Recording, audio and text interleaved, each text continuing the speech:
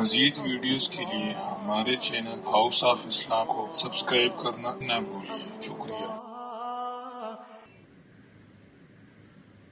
سید Ahmad Iqbal scientist ہیں، یہ کہتے ہیں کہ بعض دفعہ عقل کی رہنمائی بلکہ گمراہی فطرت کے خلاف ہوتی ہے اور بلا شبہ اس سے ایمان میں خلل پڑتا ہے اور شیطان وسوسوں میں ڈال دیتا ہے۔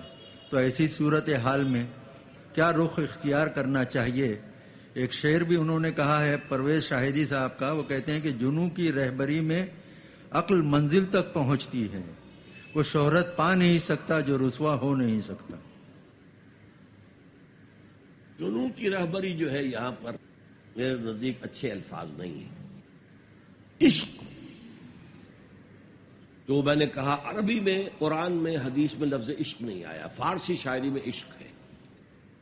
شاد باد عشق خوش سودائے ماں، تو یہ اللہ کی محبت جو میں نے آیت سنائی آپ کو، والذین آمنوا اشد حبا للہ، یہ محبت خداوندی ہے جو منزل تک پہنچائے گی۔ گزر جا عقل سے آگے کہ یہ نور چراغ راہ ہے منزل نہیں ہے۔ بہت پیاری تمثیل ہے، یہ راستہ تو دکھاتی ہے، ادھر پوائنٹ کر دیتی ہے کہ ادھر ہے، لیکن یہ منزل تک پہنچا نہیں سکتی۔ تو اس اعتبار سے لیکن جو مسلمان ہے اس کے لیے تو پھر معیار ہو گیا ہے کتاب و سنت، اس کسوٹی پر ہر چیز کو پرکھیے۔